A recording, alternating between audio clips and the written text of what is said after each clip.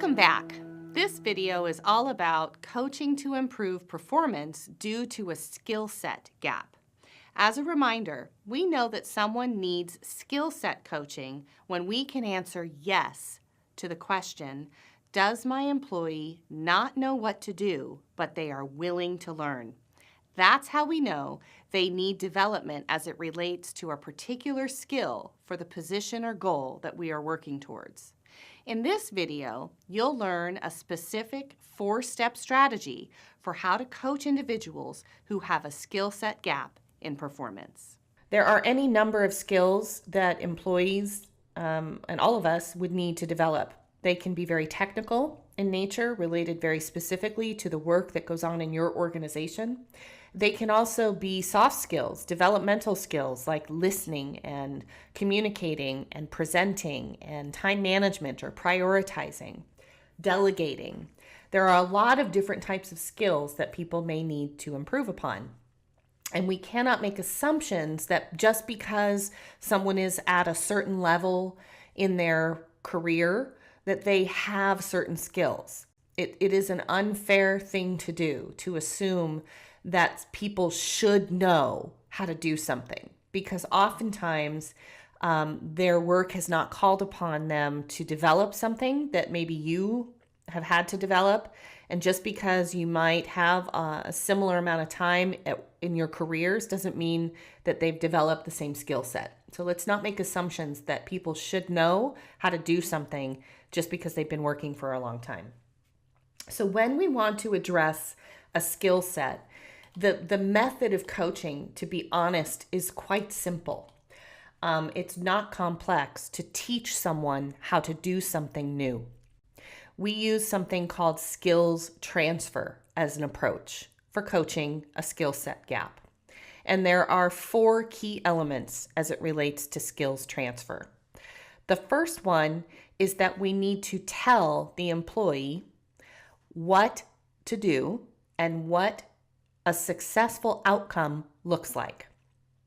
So I'm going to tell you what I want your outcome to be and what to do to get there. I'm going to talk to you as your manager and explain it to you. That's what I'm going to do, okay? The second step is I'm going to show you what to do. So I might want someone to use a project management software system. So I'll first tell them about the project management system. I'll tell them how to use the project management system. I'll tell them why we use this particular system. And then I'm going to show them how to use it. Literally. Sit with them and walk them through the system. We show, okay? The third element is I'm going to do this work with you. So I have now shown you what the system looks like. Now I'm going to ask you to do that work, and I will watch you. So I've put in a project into the project management system. Now I want you to put in a project into the project management system, and I will watch.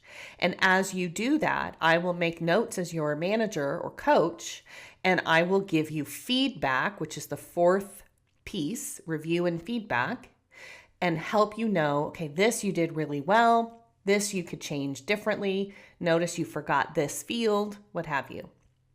Okay, so the 4 elements are tell, show, do, review.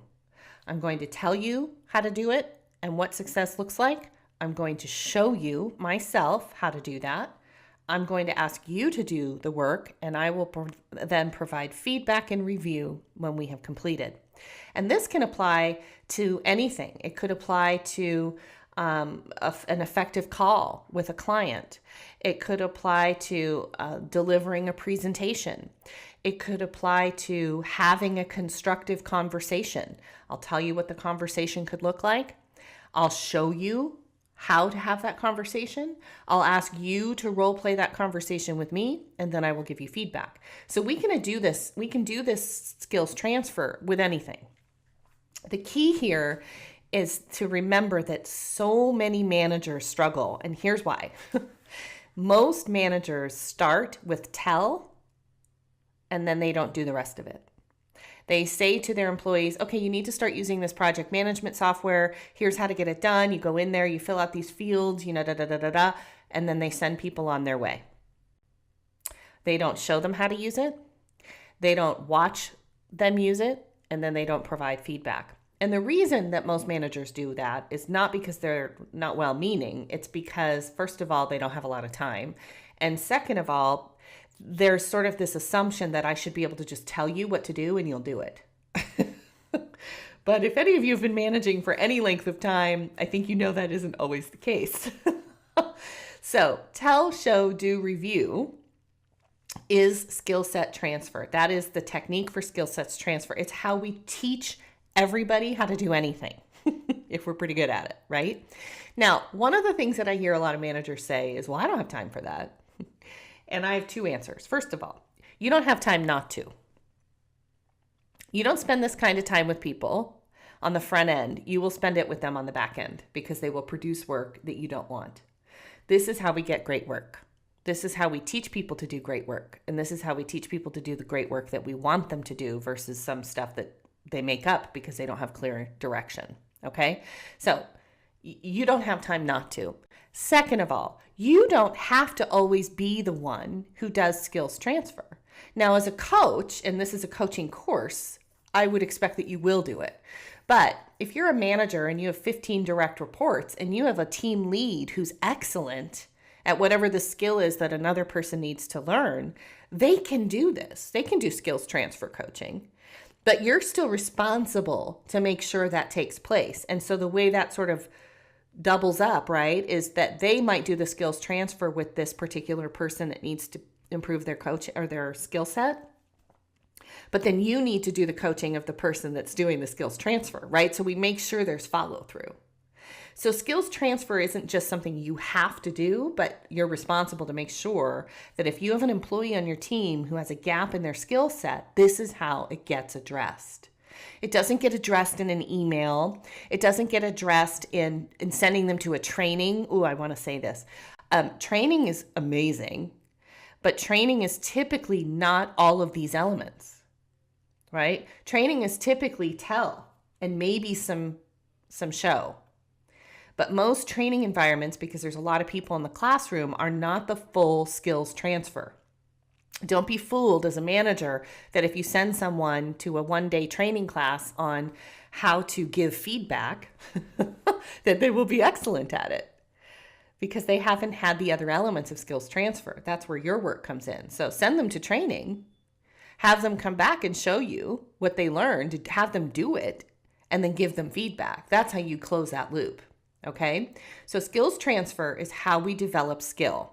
When we know someone doesn't have the skill they need, but they're willing to learn, we do skills transfer. And we do that sometimes more than once, maybe even 3-4 times, until we know that this person has really gotten to a place that they're self-mastering the skill and they can execute without support and direction from you.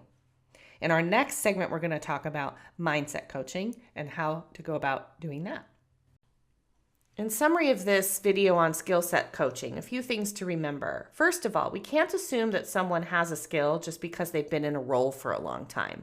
Skill set growth happens all the time for tenured employees just as much for new employees. There are key elements to skills transfer. We want to remember those 4 key elements are tell the employee what success looks like, show them how to do it, do, have the employee do it, and review, give them feedback on how well they did. Sometimes a lot of us as managers don't do all 4 steps. We might be really good at telling, we might be really good at showing, but we may skip a few of those, and unfortunately that can put a gap in how well we're doing skills transfer.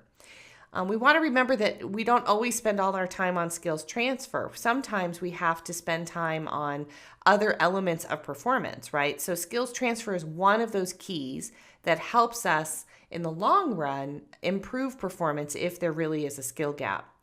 And sometimes it doesn't have to be us as managers who do the skills transfer work. We can ask a colleague, we can ask a team lead, we can ask a trainer to help develop the skill in a particular employee. But always remember that even if someone else does the actual work of skills transfer, you as the manager are still responsible to make sure that they integrate that skill and that their performance moves forward and continues to improve.